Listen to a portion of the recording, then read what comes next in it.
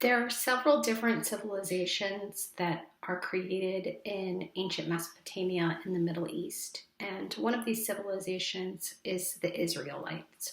So we are going to briefly discuss how the Israelites came about in the Middle East. So the Israelites, they were often abused because they lived in a region where other civilizations believed in multiple gods. And when you believe in multiple gods, this is called polytheistic religions. So polytheistic is believing in multiple gods. The Israelites, though, they worshipped one God. And the Israelites are going to be the group that creates the Jewish religion. So when you believe only in one God, this is called monotheism, or it's a monotheistic religion.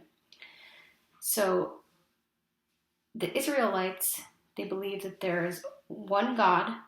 The religion that they create is the base for the world's three monotheistic religions that we have today, which are Judaism, Christianity, and Islam. So the Israelites, they felt they didn't need multiple gods. They felt their one God did it all. So for the first time in history, the Israelites are going to create a religion where there's going to be an emphasis on moral demands and more emphasis on the community and how you as an individual impact your community. The Old Testament of the Bible is really the historical narrative of the Israelites and the start of their religion and how their society functioned. The founder of the Jewish religion is considered Abraham, and he is going to migrate from the Persian Gulf region to what today is modern-day Palestine. And as I mentioned before, he is the symbolic founder of Judaism. There are many individuals who are called prophets in the Jewish religion.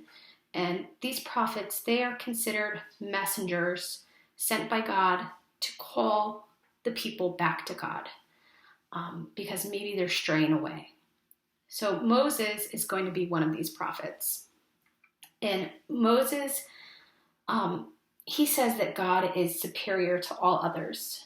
And he also said that God would help the Israelites win victory against all others in the Middle East region. So during Moses' time, the Israelites were enslaved by the Egyptians. And Moses is going to be the one to lead the Israelites out of Egypt so they are no longer slaves. And Moses is going to journey through the desert, and he is going to receive a message from God. And he receives God's laws, which today we know as the Ten Commandments. So the image that you're seeing here is God giving the Ten Commandments to Moses.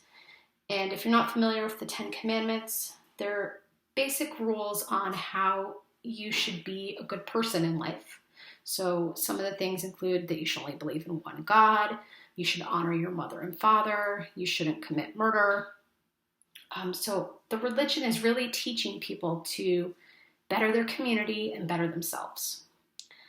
In addition to receiving the Ten Commandments from God, Moses is also going to receive the Torah. And he receives this on top of Mount Sinai. And the Torah is really a rule book for the Jewish religion. So rules for them to follow as a group.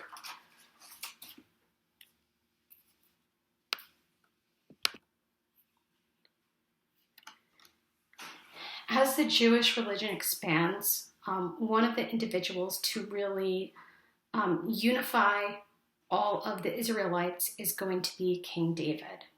So there's 12 different tribes of Israelites in Israel, and he unites them together as one. He's going to have an enormous capital built for the Israelites in today what we know as Jerusalem. David's son, whose name is Solomon, who later becomes king, so King Solomon, he is going to build a giant temple for the Jewish religion in Jerusalem. Um, there is going to be constant conflict in the ancient Middle East, much like there is constant conflict there today. And more than once, the Israelites are going to see their land conquered. Even though their land has been conquered multiple times throughout ancient history up to modern day history, one thing about the Jewish religion is that the people have always stayed unified. They're never broken. They continue to follow their religion. They continue to be connected as a community, even when that community is taken away from them. And so, even though their civilization was continually conquered, they continued to prevail. And as I mentioned before, they are the first of the monotheistic religions. Christianity and Islam are both based off of the Jewish religion.